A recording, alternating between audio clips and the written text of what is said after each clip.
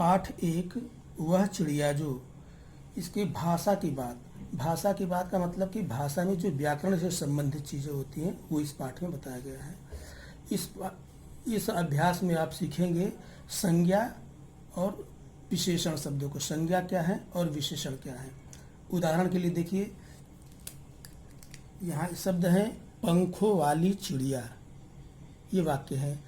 तो ऐसे ही नीले पंखों वाली चिड़िया दूसरा वाक्य है। तीसरा वाक्य है ऊपर वाली दराज। फिर चौथा वाक्य है सबसे ऊपर वाली दराज। तो ये 4 वाक्य हैं। तो पहले वाक्य में देखिए, यह है चिड़िया। ये चिड़िया कैसी है? पंखों वाली चिड़िया है। तो ये चिड़िया क्या है? संज्ञा है।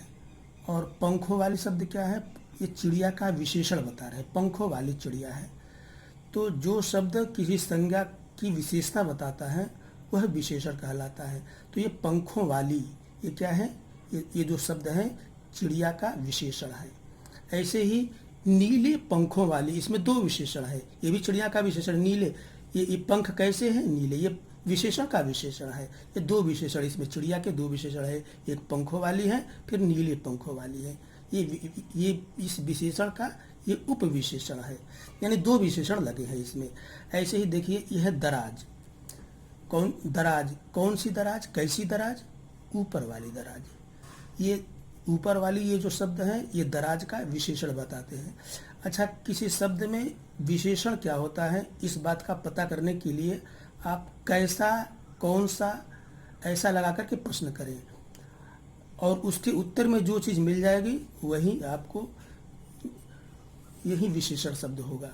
जैसे देखिए, ऊपर वाली दराज, कौन सी दराज? ये लगाकर प्रश्न करिए, उत्तर में क्या मिला? ऊपर वाली दराज।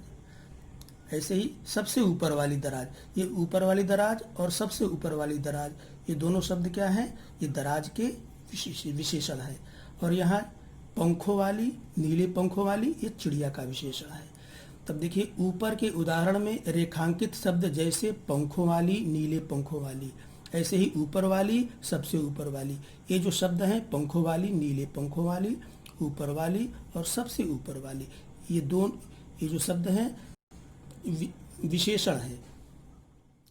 तो ये पंखों वाली चिड़िया, इसमें पंखों वाली क्या है? चिड़िया का विशेषण है।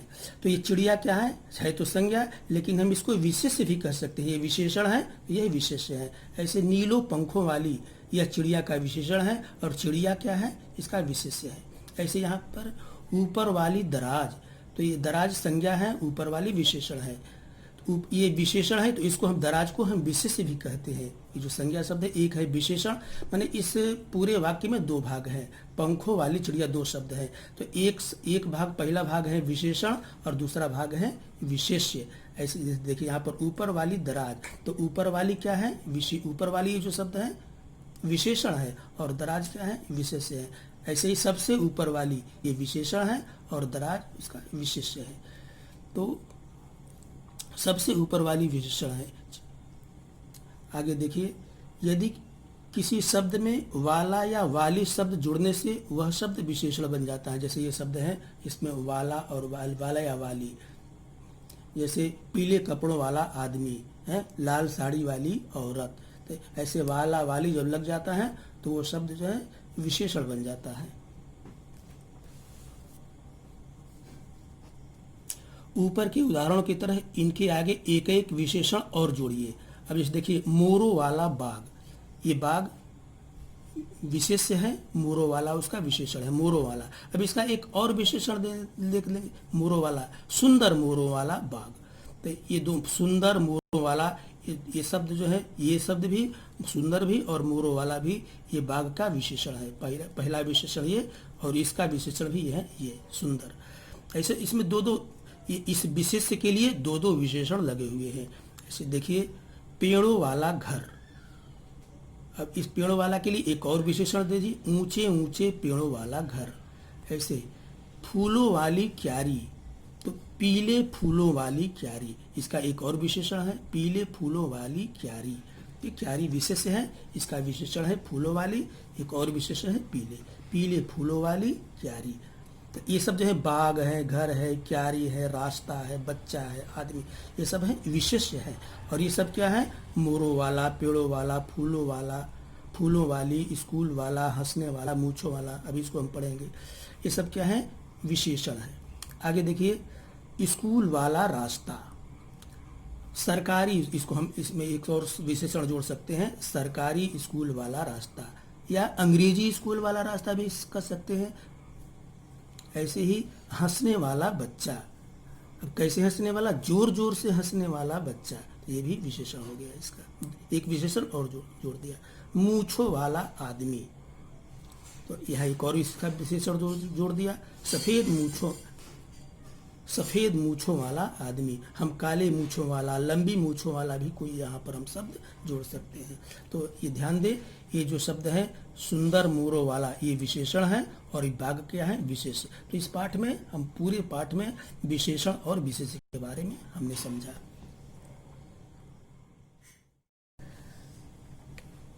अगला अभ्यास है क्रिया विशेषण का।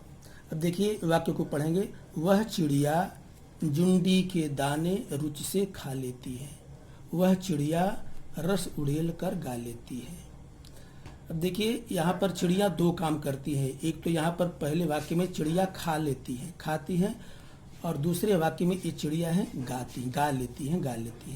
अब चिड़िया खा लेती है, कैसे खाती है? ये प्रश्न अपने मन से पूछिए, चिड़िया कैसे खाती है? इसका उत्तर क्या है? रुचि से खा लेती है। चिड़िया कैसे खा लेती है? रुचि से खा लेती है। रुचि से, रुचिपूर्वक, आनंद पूर्वक, रुचि से खा लेती है। ऐसे यहाँ वाक्य में गा लेती है, चिड़िया गा लेती है, कैसे गा लेती है? रस उड़ेल कर गा लेती है। तो ऊपर के उदाहरणों में पहले वाक्य में चिड़िया खाने का काम करती है। ये चिड़िया कौन सा काम कर रही है? यहाँ पर खाने का काम करती है। और दूसरे वाक्य में चिड़िया कौन सा काम करती है? गाने का काम करती है। अब देखिए प्रश्न है, चिड़िया कैसे खाती है? माने चिड़िया के खाने का ढंग कैसा है? उसका ढंग, तो इसका उत्तर है रुचि से। तो उसके खाने का जो ढंग है, रुचि से जो क्रिया करने का जो ढंग होता है, उसे कहते हैं क्रिया विशेषण। ये चिड़िया जो है, इसके खाने का ढंग है रुचि से, या रुचि से ये जो शब्द है क्रिया विशेषण है। ऐसे ही दूसरा वाक्य है, चिड़िया रस उड़ेल कर गा लेती है। चिड़िया गा लेती है, कैसे गा लेती है? रस उड़ेल कर। चिड़िया कैसे गाती है? रस उड़ेल कर। माने चिड़िया के गाने का जो ढंग है कैसा है? रस उड़ेल कर। तो ये रस उड़ेल कर जो है चिड़िया के गाने का ढंग है, यानी क्रिया, हाँ, ये क्रिया की विशेषता बता रहा है। माने कार्य करने का ढंग, माने कार्य करने की विशेषता बता रहा है, इसे कहते हैं क्रिया विशेषण।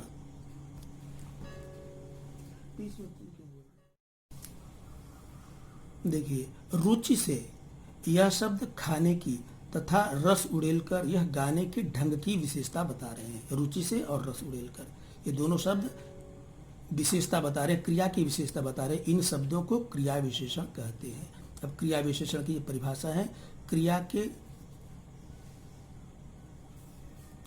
विशेषण की परिभाषा है, क्रिया के करने के ढंग को क्रिया विशेषण कहते हैं। जो कार्य करने का ढंग है, कार्य करने का तरीका है, यानी कैसे प्रश्न करने से जो उत्तर मिलेगा वह क्रिया विशेषण है। अब देखिए, निम्न वाक्यों में कार्य करने के ढंग से संबंधित क्रिया विशेषण छांटना है। माने ये वाक्य है, इसमें कोई कार्य हो रहा है, वह कार्य कैसे हो रहा है, जैसे होगा वो जो शब्द है क्रिया विशेषण कहलाएगा। जैसे उदाहरण के लिए देखिए, सोनाली जल्दी जल्दी मुंह में लड्डू ठूसने लगी। अब सोनाली क्या करने लगी? मुंह में लड्डू ठूसने लगी। एक मुंह में लड्डू ठूसना उसका कार्य है। अब कैसे ठूस रही है लड्डू मुंह में? जल्दी जल्दी। तो ये जो जल्दी जल्दी जो शब्द है क्रिया की, मैंने मुंह में लड्डू ठूसने की विशेषता को बता रहा है, इसलिए जो जल्दी जल्दी जो शब्द है क्रिया विशेषण है। ऐसे ही दूसरा वाक्य देखें कि गेंद लुढ़कती हुई झाड़ियों में चली गई। अब गेंद झाड़ियों में चली गई, गेंद के झाड़ियों में जाने का कार्य हुआ। अब गेंद झाड़ियों में कैसे चली गई? लुढ़कती हुई चली गई। तो लुढ़कती हुई माने गेंद के झाड़ियों में जाने की क्रिया को, ढंग को बता रहा है। गेंद लुढ़कती हुई, तो लुढ़कती हुई जो है क्रिया विशेषण है। आगे देखिए तीसरा वाक्य है, भूकंप के बाद जनजीवन धीरे धीरे सामान्य होने लगा। तो भूकंप के बाद जनजीवन कैसे सामान्य होने लगा, माने सामान्य होने का ये ढंग है धीरे धीरे। तो यहाँ पर लुढ़कती हुई, यहाँ धीरे धीरे, ये क्रिया विशेषण है। ऐसे ही कोई सफेद सी चीज धप से आंगन में गिरी, कोई सफेद सी चीज आंगन में गिरी, ये गिरने का ढंग कैसा है, कैसे गिरी, धप से। कोई सफेद सी चीज आंगन में कैसे गिरी, इसके उत्तर में आ गया धप से। तो ये जो धप से शब्द है गिरने का विशेषता बता रहा है, ढंग बता रहा है। धप से ये जो है क्रिया विशेषण है। ऐसे ही टॉमी फुर्ती से चोर पर झपटा, यानी टॉमी चोर पर झपटा, कैसे झपटा, फुर्ती से।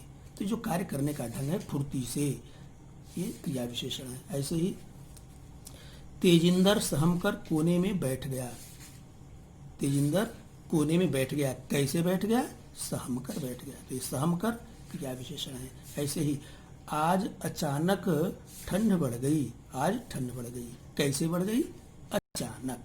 तो किसी वाक्य में जो आपको क्रिया विशेषण का पता करना है कि कहाँ क्रिया विशेषण कौन सा शब्द है, तो कैसे लगा करके प्रश्न करिए, उसके उत्तर में जो शब्द मिलेगा वही क्रिया विशेषण होगा।